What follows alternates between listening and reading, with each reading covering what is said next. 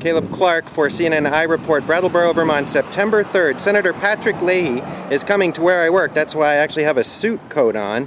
I don't normally wear that to work. I work for Marlboro College Graduate School here in the Marlboro College Graduate Center behind me.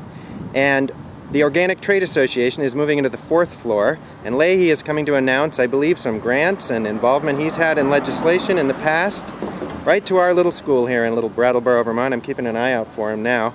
And interestingly, right after the press conference, Senator Leahy is going across the street to the Riverview Cafe, where for our monthly art walk, he is having a photography exhibit, which is a hobby of his.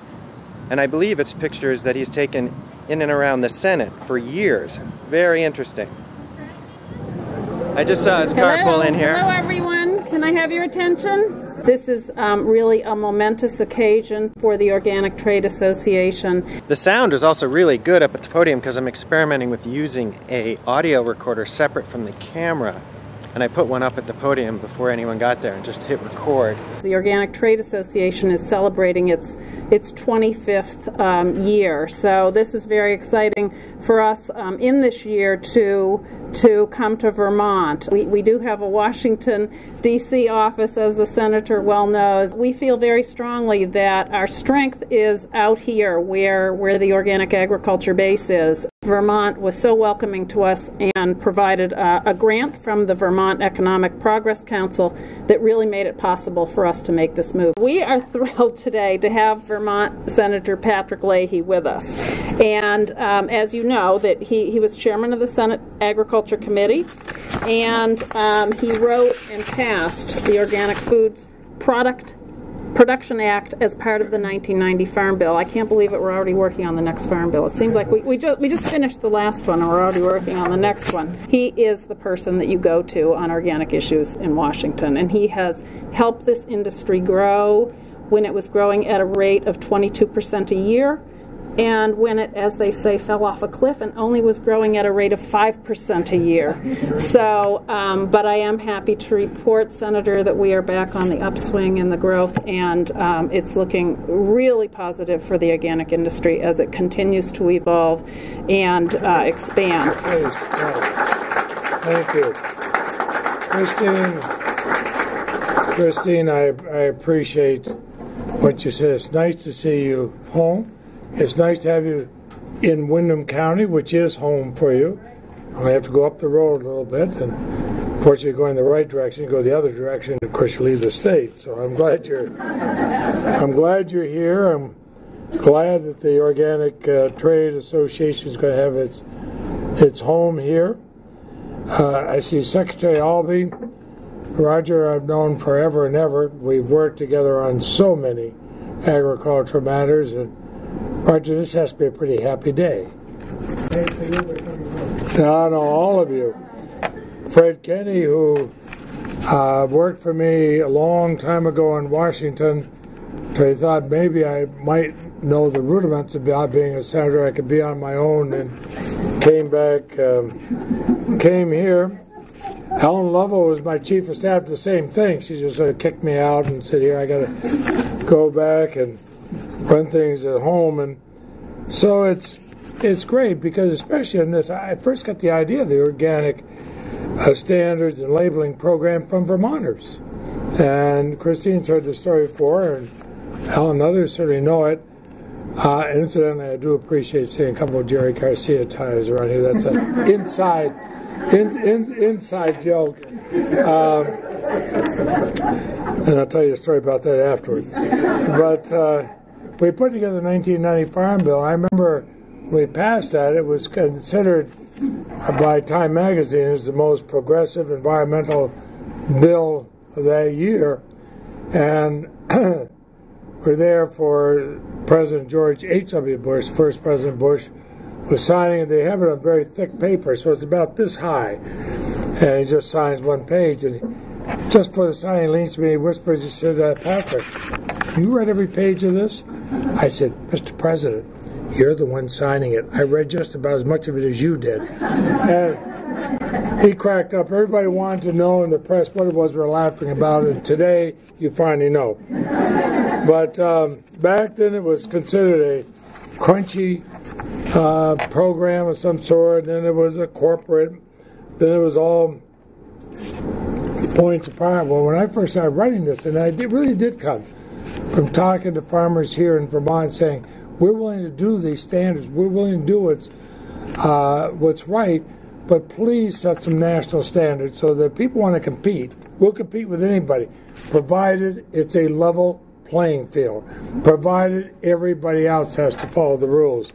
And now we walk through the aisles, any grocery store in the country, you see organic products, and the Organic Trade Association, their dedication to expand this market. You folks go and you watch that. And it's like the old underwear ad, it doesn't say Hanes, so I say it's a Hanes. It doesn't say organic until it is organic. And Tom Berry and Chuck Ross and John Tracy from my office are wondering, where was that in the talking points? Well, we've got to get back to the talking points, we do have a White House that supports organic agriculture. Our last farm bill had record funding for organics. The Deputy Secretary of Agriculture at USDA, Kathleen Merrigan, was working for me and led the efforts in writing that part of the bill. And in fact, the 20th anniversary of the Organic Farm Bill is this month, and I will put on, at least temporarily, my old hat as chairman, and I will chair a Senate Agriculture Committee hearing on September 15th to hear about organic agriculture's future. I must tell you, it's going to be a good hearing. And so I look at this, I look what you've done here, and I think of Marlboro College. Let me just brag a little bit on Ellen McCulloch Lovell, the president of it. I mean, I knew her when I had hair and hers wasn't quite as great. But I know how hard she worked when she was in Washington. I know how hard she works here. And I think that her vision and her influence and Marlboro's influence under her leadership is going to be helpful to this movement. And Fred, what you and the Vermont Economic Progress Council has done is so important.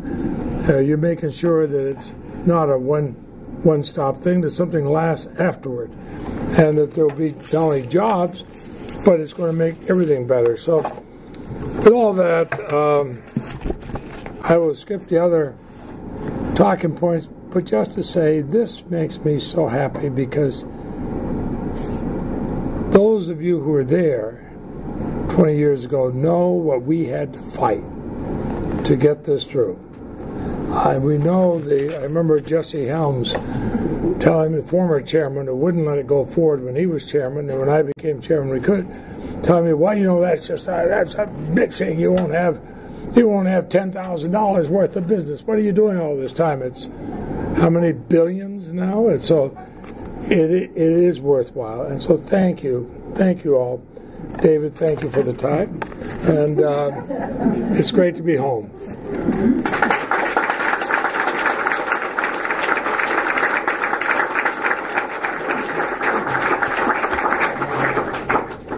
Thank you so much, Senator Leahy. You know what? We are just thrilled to officially be your constituent.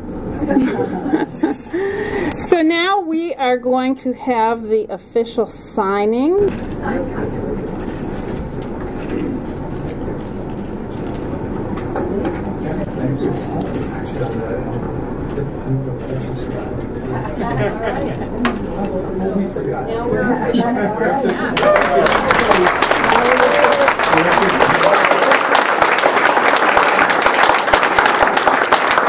As a president of Marlboro College, I'm just so happy to greet everybody here. This is one of these very rare times in life, and one of these wonderful times in life when your life comes around in a circle. And I said to the senator and to Marcel earlier, it's like a Leahy family reunion. So a warm welcome to you, Senator, and to Marcel, Secretary Albee, Fred Kenny. We worked together for so many years. Jeff Lewis, Christine Bushway and Dave Gagnon and so many other people who have brought us to this day. And Senator Leahy remembers, I think, when we started the Marlboro College Graduate Center in 1997, and the whole idea was innovation. We were going to be an incubator space. We were going to provide new ideas that would enhance the local community and the society as a whole. And back then the idea was innovation in the internet. And now the really exciting ideas are coming to us from people who are finding ways to make our society more sustainable, healthier, and more community-oriented. And these are the very characteristics that are shared by your many, many members at the Organic Trade Association. So the Organic Trade Association actually fits the Marlboro College Graduate School mission so beautifully, because we've evolved programs an MBA in managing for sustainability, in healthcare administration, and even in nonprofit management that you can contribute to. And Senator Leahy, I do remember all those, since it's an anniversary time, I do remember when we were being called crunchy, and very proud of it as devoted Vermonters. They never called me a long-headed. No, I got that label. But when we were working on the legislation, you really saw, you had the vision, and you saw the possibilities, you saw the trend, and how important it was going to be to Vermont and to the future of Vermont agriculture, as Secretary Albee has also seen. So a few other thank yous. I want to thank Dan Cotter, Marlboro College's Director of Plant Operations, for his part in making this lease possible, along with Dave. Richard Glazier, our new Dean of Faculty and of Graduate Education, and Sean Conley, the Associate Dean of the Graduate School, because they're going to do all they can to reinforce the important work of OTA educationally. We're excited that this is your headquarters, but we hope our relationship develops into much more than a tenant relationship as we work together for the future of Vermont and the country. Thank you, everybody. Thank you for being here.